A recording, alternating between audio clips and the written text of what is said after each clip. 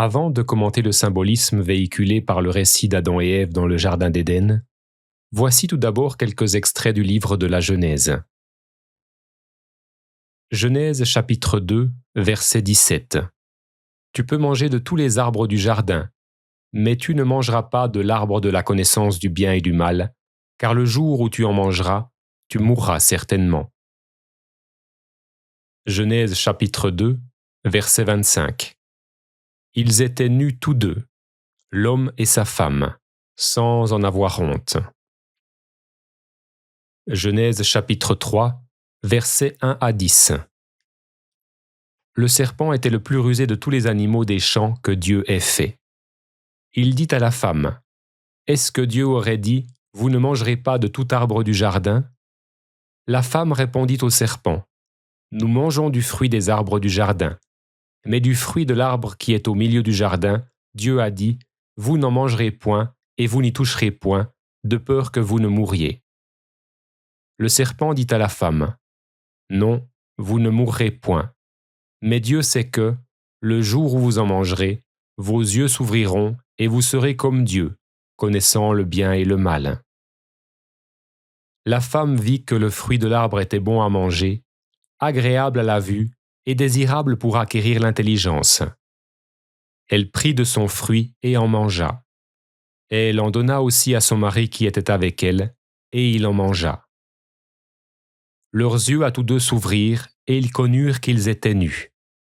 Et, ayant cousu des feuilles de figuier, ils s'en firent des ceintures. Alors, ils entendirent la voix de Dieu passant dans le jardin à la brise du jour, et l'homme et sa femme se cachèrent de devant Dieu au milieu des arbres du jardin. Mais Dieu appela l'homme et lui dit, « Où es-tu » Il répondit, « J'ai entendu ta voix dans le jardin et j'ai eu peur, car je suis nu, et je me suis caché. » Ces versets du livre de la Genèse peuvent être mis en relation, par analogie, avec l'état d'être du petit enfant avant et après la formation du mental dans sa psyché. Si l'on fait abstraction de leur séparation physique, Adam et Ève peuvent être vus comme un seul et même être primordial, porteur de deux pôles ou principes complémentaires, respectivement yang et yin, esprit et âme ou matière, essence et substance, masculin et féminin, conscient et inconscient, actif et passif, etc. Partons donc de ce principe pour les prochaines lettres.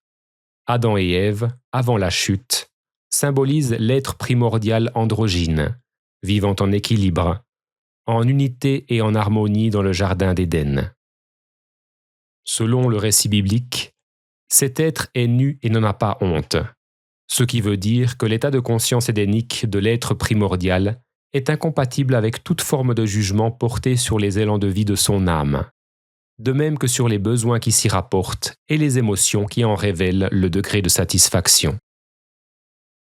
Symbole du vivant qui s'exprime en chaque instant, la nudité n'est ni bonne ni mauvaise dans l'état de conscience édénique, comme c'est le cas dans l'esprit pauvre et simple du tout petit enfant qui ressent et exprime ses élans de vie librement, sans jugement, sans honte ni sentiment de culpabilité.